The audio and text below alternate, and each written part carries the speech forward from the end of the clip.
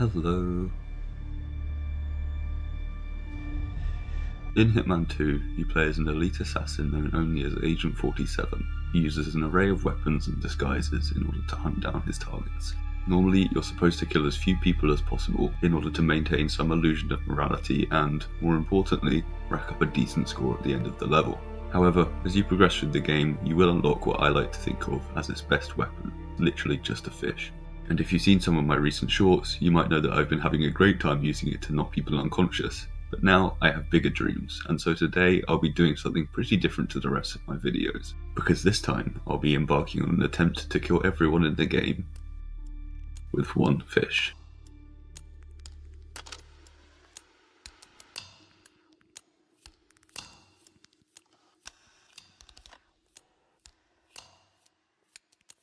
Before we get started, let's address some rules. Firstly, I cannot attack anyone with anything other than the fish, not even with my bare hands. Secondly, seeing as you can't actually kill most of the NPCs with the non-lethal fish weapon, those who are simply knocked unconscious will have to have their necks broken afterwards. I'm going to say that counts as a fish kill because otherwise the task would be impossible. Also, I'm going to allow myself to change outfits and have my identity compromised, just because I'm not very good at the game. And so, without further ado, let's jump into the first mission, Night Call, in which I'm wearing the Lynch suit from Kane and Lynch, because it feels like it fits the chaotic and murderous vibe that I'm going for here.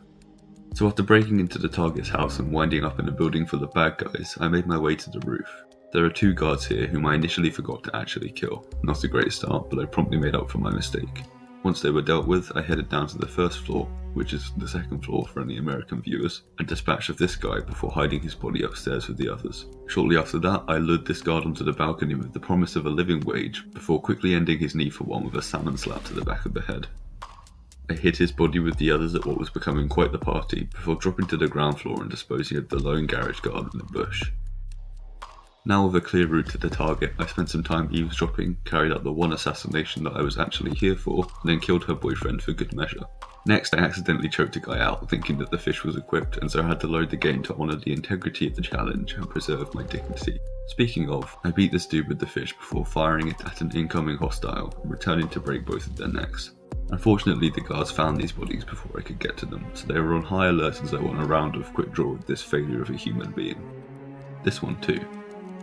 Even more unfortunately, I didn't get footage of sniping this guy from the balcony with my fishy friend, but hopefully this clip of me snapping his neck and collecting the weapon will suffice. I did a speedy loop of the house to make sure that no one was alive inside, before storing this guy's body so that some crabs could have a picnic. Immediately afterwards, I tried to distract these guys with the same monetary promises that I had made our friend on the roof, but they were a little smarter than I had anticipated. Their intelligence didn't last, but my stupidity did, and after killing the first guard, I just limply threw some carp in the other guy's vague direction. He was shooting at me, but I was weaponless, and thus unable to retaliate, so I fetched the fish under heavy fire and bravely beat him round the face with it. This other man came along to investigate, which went about as well as you might expect.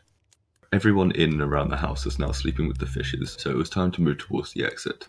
Alas, there are a number of armed fellows patrolling the place, meaning I had to skirt around the edges and sweep up any stragglers, but that wouldn't cut it for this group of four who were digging, for treasure? Anyway, I snuck round and whacked this guy at the back, before just going for it with these three in the middle, and blowing up the nearby truck as a distraction to draw the remaining guards away from my getaway vehicle. Not sure why I needed to do that, because I ended up killing them all with a fish anyway, but it felt nice to have some sort of structure to the final stages.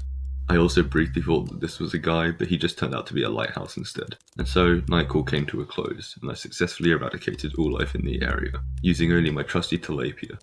I also never changed out of Lynch's greasy garments, which is fun, so one bonus star for me. And I figured that it would be best to get started on mission 2 whilst I was on a roll. So that's how I ended up in Miami for the contract called The Finish Line.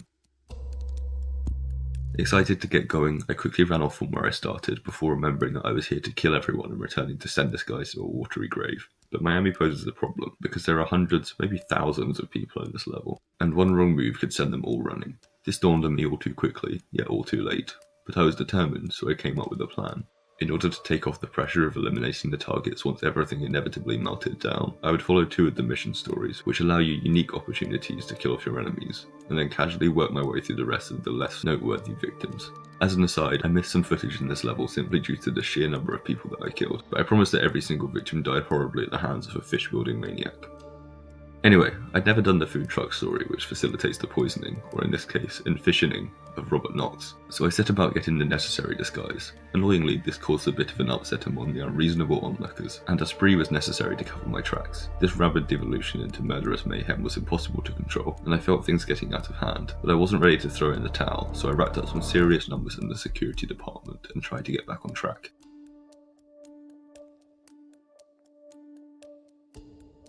After finally killing the majority of the people in the area, I opened up the food stand to entice the target into my reach. He did eventually show up, and in a twist of fate, one of the bodies that I'd left lying around was found by some stranger, who proceeded to tell Knox's security guard, who subsequently left me somewhat alone with the victim.